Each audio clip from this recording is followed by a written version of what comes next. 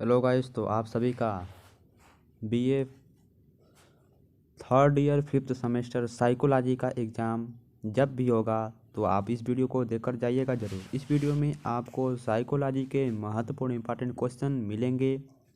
जिनके पास सीरीज या बुक नहीं है तो वो हमारे इस वीडियो के माध्यम से अपनी एग्ज़ाम की प्रिपरेशन कर सकते हैं। तो गाइस, आपका एग्ज़ाम जो है जनवरी में स्टार्ट हो गया है।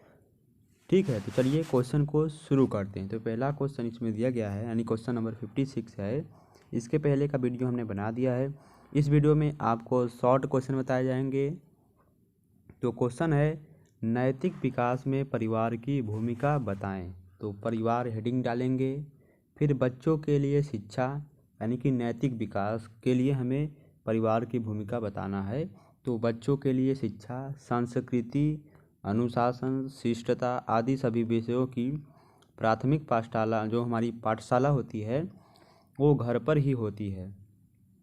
ठीक है।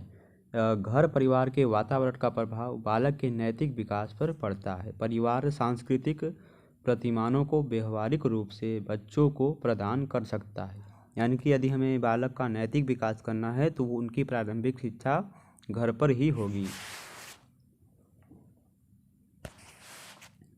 आगे का क्वेश्चन है हमारा, किशोरावस्था में सामाजिक विकास को बताना है। तो आंसर क्या है हमारा, किशोरावस्था में बालकों में क्रांतिकारी शारीरिक एवं मानसिक परिवर्तन होते हैं। क्या होते हैं? किशोरावस्था में बालकों में जो परिवर्तन होता है वो क्रांतिकारी के शारीरिक एवं मानसिक परिवर्तन होते हैं, जो उसके सामाजिक विकास को भी प्रभावित करते हैं। अतः इस काल में बालक के सामाजिक जीवन का क्षेत्र पहले से भिन्न या विस्तृत हो जाता है। यानी कि इस शारीरिक यानी किशोरावस्था में जो बालक का सामाजिक विकास है वह बहुत विस्तृत हो जाता है। वह अपने यानी कि अब वह अपने तथा अन्य व्यक्तियों के सामाजिक संबंधों एवं परिस्थितियों के साथ समायोजन का प्रयास कर सकता है। यानी कि वो दूसरों व्यक्तियों के साथ सामाजिक तरीके से मतलब घुल मिल जाता है।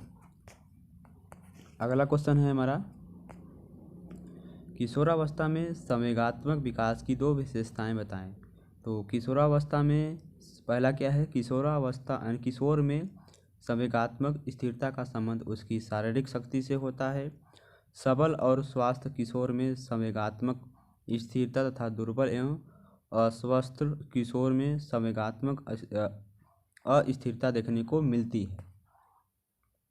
दूसरा क्वेश्चन है, किशोर का जीवन कल्पनाशील होने के कारण दिवास्वप्नों का होता है। वह दिवास्वप्नों में अपने संवेगों को अभिव्यक्ति करता है। ये दो थी किशोरावस्था संवेगात्मक विकास की दो विशेषताएं थी। आगे का क्वेश्चन है, सामाजिक विकास क्या है। तो उस प्रक्रिया को सामाजिक विकास की प्रक्रिया माना है जिसके द्वारा वह सामाजिक परंपराओं और रूढ़ियों के अनुसार व्यवहार करता है तथा अन्य लोगों से सहयोग करना सीखता है। दूसरों शब्दों में सामाजिक विकास का अर्थ है बालक का सामाजिकरण करना, समाज में रहकर ही वह अपनी आवश्यकता की पूर्ति करता है। जन्मजात शक्तियों और प्रवृत्तियों का विकास करता है। उन समस्त शक्तियों का विकास तथा आचरण व्यवहार का परिमार्जन और सामाजिक गुण का विकास सामाजिक वातावरण में ही संभव होता है। बालक का समाज में रहकर ही दूसरों से संपर्क स्थापित करता है और धीरे धीरे सामाजिक आदर्शों प्रतिमानों का अनुसरण करना भी सीख जाता है। आगे का क्वेश्चन है हमारा, वूनर के संज्ञानात्मक विकास का स्तर बताएं। तो स्तर क्रम क्या है? प्रथम स्तर क्रम क्रियात्मक स्तर है। क्रिया क्या है? बालक अपनी अनुभूतियों को कहते हैं गामक क्रियाओं द्वारा प्रकट करता है। यानी कि उदाहरण, माँ को देखकर शिशु का हंसना, दूध की बोतल लेकर हाथ पैर चलाना। द्वितीय स्तर क्या है? प्रतिबिंबतात्मक स्तर होता है दूसरा स्तर। और क्रिया क्या होती है? प्रत्येक क्षेत्र में मानसिक प्रतिबिंबों द्वारा घटना का वर्णन करता है। तेज रोशनी या तेज आवाज से प्रभावित होना। तृतीय स्तर संकेतात्मक, यानी बालक क्रियात्मक तथा प्रत्यक्षितकृत समझ को संकेतों में व्यक्त करता है। संकेत से समझना तथा कार्य करना।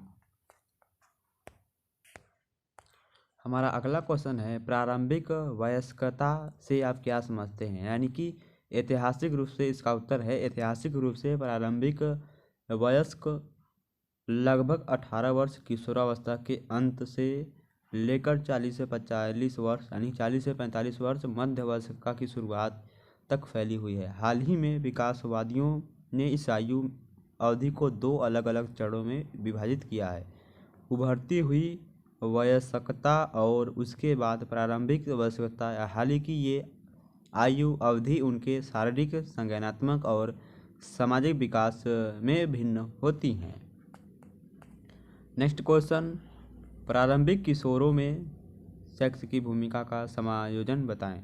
तो प्रारंभिक किशोर पुरुष अपने समायोजन को बढ़ाता है यदि उसकी लिंग भूमिका प्राथमिकता मर्दाना है, जबकि किशोर महिला समायोजित बढ़ती है यदि उसकी लिंग भूमिका प्राथमिक लचीली है। समायोजन के मानदंड चिंता का स्तर, सामाजिक स्वीकृति और स्कूल से अनुपस्थित थे। इन मानदंडों पर चरम सीमाओं की तुलना सीपीआई के सवित्व पैमाने की गई थी। सामाजिक स्वीकृति और स्त्रीत्व स्कोर संबंधित नहीं थे। स्कूल अनुपस्थिति की उच्च दर कम स्त्रीत्व स्कोर से जुड़ी थी। यह सुझाव दिया गया है कि प्रारंभिक किशोरावस्था के दौरान पुरुष के साथ साथ महिला की भूमिका भी भ्रम की स्थिति भी में हो सकती है। तो आगे का क्वेश्चन है हमारा, एकल और समान लिंग वाले जोड़ों के लिए प्रजनन क्षमता से आप क्या समझते हैं। तो एकल और जो समान लिंग वाले जोड़ों के लिए प्रजनन क्षमता से आप क्या समझते हैं। तो एकल समान लिंग वाले जोड़ों के लिए माता पिता बनने की यात्रा अलग दिख सकती है। हालांकि उनके पास अपने स्वयं के जैविक बच्चे पैदा करने के लिए कई व्यवहार्य विकल्प उपलब्ध हैं। पुरुष और महिलाएं मौद्रिक या मानवीय कारणों से दूसरों को प्रजनन में मदद करने के लिए शुक्राणु या अंडे दान करना चुन सकते हैं। ठीक है, चलिए आगे के क्वेश्चन तरफ बढ़ते हैं हम। वयस्कता के चरण लिखिए। तो वयस्कता के चरण, तो प्रारंभिक चरण दिया है। तो पहला क्या हमारा प्रारंभिक वयस्कता यानी कि 20 से 40 उम्र, और मध्य वयस्कता क्या होती है, दूसरा क्या हमारा मध्य वयस्कता यानी कि 40 से 65, और क्या दिया है तीसरा देर से वयस्कता यानी 60 प्लस मृत्यु यानी कि 20 से 40 क्या है प्रारंभिक अवस्था, और 40 से 65 क्या है द्वितीय अवस्था, दूसरा क्या है मध्य अवस्था बोल सकते हैं, यहाँ द्वितीय अवस्था। तीसरा क्या है देर से वयस्कता यानी 40 प्लस मृत्यु। आगे का क्वेश्चन हमारा दिया गया है, मध्य वयस्का में संज्ञानात्मक विकास को बताना है। तो ये पहला दिया है, दूसरा दिया, तीसरा, इसको आप पढ़ लीजिएगा। चलिए आगे बढ़ते हैं हम। मध्य वयस्कता में स्व अवधारणा को प्रभावित करने वाले कारक को बताएं। तो परिवर्तित तो स्वास्थ्य स्थिति, दूसरा क्या है अनुभव, तीसरा क्या है विकास संबंधी विचार, चौथा है संस्कृति, पांचवा है आंतरिक और बाह्य संसाधन, छठवां है सफलता और असफलता का इतिहास, सातवां है संकट या जीवन तनाव, आठवां है बुढ़ापा, बीमारी या आघात। ये थे मध्य वयस्का में स्व अवधारणा को प्रभावित करने वाले कारक।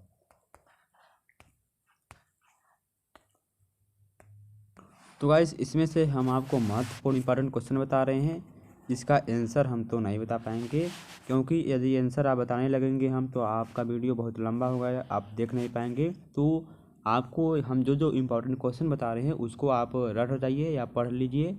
आपको इस वीडियो का PDF यानी कि लिंक आपको डिस्क्रिप्शन बॉक्स में टेलीग्राम चैनल पर मिल जाएगा। आपको टेलीग्राम चैनल से डाउनलोड करना होगा इस वीडियो का PDF, आप वहां से इस PDF को डाउनलोड करके पढ़ सकते हैं। तो इसमें अगला क्वेश्चन है, कैरियर और रोजगार पर लिंग की क्या भूमिका है। तो कथन यानी कि यह इम्पोर्टेंट नहीं है। चलिए आगे क्वेश्चन की तरफ बढ़ते हैं हम। वयस्क सेक्स भूमिका की अवधारणा को बताएं। तो दिया है वयस्क में सेक्स भूमिका की अवधारणा को बताएं। तो छोटे छोटे जो क्वेश्चन है उसको हम बताने का प्रयास करेंगे। तो यौन भूमिकाओं के पारंपरिक अवधारणाओं व्यक्तिगत रुचियों या क्षमताओं की परवाह किए बिना व्यवहार के एक निर्धारित पैटर्न पर जोर देती है। वे मर्दाना वर्चस्व और किसी भी ऐसे गुण के प्रति असहिष्णुता पर जोर देते हैं जो स्त्री तत्व का संकेत देता है, या कोई भी काम जिसे महिला का काम माना जाता है। और हमारा अगला क्वेश्चन है, तो क्लाइमेटिक रिस्क क्या है? ठीक है, क्या है? दिया है एक जैविक रूप से आधारित परिवर्तन जो मध्य जीवन के दौरान होता है, वह है रजोनिवृत्ति। मध्य जीवन के दौरान पुरुषों को प्रजनन करने की क्षमता में कमी का अनुभव हो जा सकता है। हालांकि रजोनिवृत्ति तक पहुंचने के बाद महिलाएं प्रजनन करने की अपनी क्षमता खो देती हैं। अगला क्वेश्चन है हमारा, प्रारंभिक वयस्कता से आप क्या समझते हैं? प्रारंभिक वयस्कता जो कि 20 से 40 तक होती है या 20 से 30 दशक तक चलती है। अगला क्वेश्चन है, वयस्कता से आप क्या समझते हैं? तो आमतौर पर यहाँ पर दिया है वयस्कता की शुरुआत 20 या 21 साल से की उम्र में मानी जाती है। मध्य आयु जो लगभग 40 वर्ष से शुरू होती है, इसके बाद वृद्धावस्था आती है लगभग 60 वर्ष के पश्चात। एकल और समान लिंग वाले जोड़ों के लिए प्रजनन क्षमता से आप क्या समझते हैं? तो यह दिया गया है एकल और समान लिंग माता पिता बनने की यात्रा अलग अलग देख सकती है। हालांकि उनके पास अपने स्वयं के जैविक बच्चे पैदा करने के लिए कई विकल्प होते हैं। चलिए आगे क्वेश्चन की तरफ बढ़ते हैं हम। तो आगे हमारा क्वेश्चन है इकाई 5 दिया है 6 है। वयस्कता के चरण कौन कौन से हैं? प्रारंभिक वयस्कता जो 20 से 40 होता है, और मध्य वयस्कता 40 से 65, और यह है देर से वयस्कता यानी 40 प्लस मृत्यु। वयस्कता में यानी मध्य वयस्कता में संज्ञानात्मक विकास को समझाएं। तो ये भी इम्पोर्टेंट क्वेश्चन है। चलिए आगे क्वेश्चन की तरफ बढ़ते हैं हम। वृद्धावस्था में मनोवैज्ञानिक समस्या में ध्यान क्या है? यह दिया गया है वृद्धावस्था में मनोवैज्ञानिक समस्या दिया है मनोवैज्ञानिक समस्या में ध्यान क्या है? तो बुजुर्गों में भावनात्मक और मनोवैज्ञानिक कल्याण को बढ़ावा देने का एक और दिलचस्प तरीका ध्यान का है, यानी ध्यान का अभ्यास करना है। हर दिन 20 से 30 मिनट का सत्र आपको बुजुर्गों लोगों में चिंता, तनाव, अवसाद, अनिद्रा, अलगाव और सामाजिक बहिष्कार को कम करने के लिए उनको योगा या तो ध्यान करना चाहिए। अगला क्वेश्चन, बुजुर्गों में भावनात्मक एवं मनोवैज्ञानिक कल्याण में मस्तिष्क खेल क्या है? तो बुजुर्गों में भावनात्मक और मनोवैज्ञानिक कल्याण को बेहतर बनाने के लिए समर्थन के रूप में कार्य करने वाले विभिन्न तरीकों में से सबसे दिलचस्प तरीका मज़ेदार और इंटरेक्टिव गेम का उपयोग है। यह हमारे मस्तिष्क को स्वस्थ रहने और सही ढंग से कार्य करने के लिए उत्तेजन की आवश्यकता होती है, और यह खेल कूद मानसिक क्षमताओं जैसे सोचने, योजना बनाने, निर्णय लेने आदि को तेज करने में मदद करते हैं, जिससे बुजुर्गों में अच्छे मानसिक स्वास्थ्य को बढ़ावा मिलता है। और यह है यानी कौन कौन से गेम खेलना चाहिए बुजुर्गों को? पिकशनरी और मोनोपोली, शतरंज, सुडोकू आदि जैसे गेम खेलना चाहिए। नेक्स्ट क्वेश्चन है हमारा, वृद्धावस्था में सामाजिक संपर्क क्या है? तो चूँकि अकेलापन वृद्ध लोगों में मनोवैज्ञानिक कल्याण के मुद्दे के समान कारणों में से एक है। यह सामाजिक दायरा परिवार के सदस्यों से लेकर दोस्तों और परिवारों तक किसी का भी हो सकता है। अलगाव की भावना को दूर कर रखने के लिए कोई भी उन्हें विभिन्न वरिष्ठ नागरिक गतिविधियों जैसे क्लब, मनोरंजन गतिविधियों, समूह आदि में शामिल नामांकित कर सकता है। अगला क्वेश्चन है, बुजुर्गों में मनोवैज्ञानिक कल्याण क्या है? तो जीवन के हर चरण में भावनात्मक और मनोवैज्ञानिक कल्याण महत्वपूर्ण है। अवसाद और चिंता जैसे सामान्य मनोवैज्ञानिक मुद्दे व्यक्तियों पर दीर्घकालिक प्रभाव डाल सकते हैं, खासकर बुजुर्गों पर जब ध्यान नहीं दिया जाता। इससे शारीरिक और मानसिक हानि भी हो सकती है और पुरानी बीमारियों के इलाज में भी बाधा आ सकती है। अगला क्वेश्चन है, वृद्धावस्था में मनोवैज्ञानिक मुद्दों में अलगाव। तो यह क्वेश्चन इम्पॉर्टेंट है। अगला क्वेश्चन, वृद्धावस्था में अनिद्रा पर प्रकाश डालिए। तो यह क्वेश्चन बहुत ही महत्वपूर्ण इम्पॉर्टेंट है। तो आपसे दो तरह से क्वेश्चन पूछ सकता है, वृद्धावस्था में अनिद्रा पर प्रकाश डालिए, दूसरा है वृद्धावस्था में अनिद्रा एक समस्या है, स्पष्ट करना है। तो यहाँ पर दिया है उम्र बढ़ना हमारे बूढ़े माता पिता को हमारी चिंता करने से नहीं रोक सकता। यह अन्य शारीरिक और मानसिक स्वास्थ्य समस्याओं के साथ बुजुर्ग लोगों में अनिद्रा का कारण बनता है।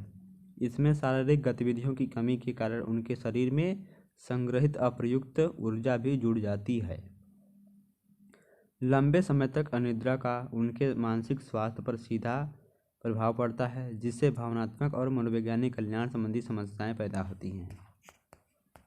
आगे का क्वेश्चन है, बढ़ती उम्र में शारीरिक स्वास्थ्य। ठीक है, उम्र बढ़ना अपरिहार्य है और यह हमारे यानी कि यह अपने साथ कुछ स्वास्थ्य स्थितियां लेकर आता है, जिससे बुजुर्ग लोगों का शारीरिक स्वास्थ्य बिगड़ने लगता है। इसके अलावा स्वास्थ्य समस्याएं दैनिक कार्यों सहित शारीरिक गतिविधियों को करने की उनकी क्षमता को कम कर देती है। यह सब उनके लिए निराशाजनक हो जाता है, जिससे तनाव, चिंता और यहाँ तक कि अवसाद भी हो जाता है। यह है आयुवाद सिद्धांत क्या है, यहाँ पर दिया गया है। इम्पॉर्टेंट क्वेश्चन है।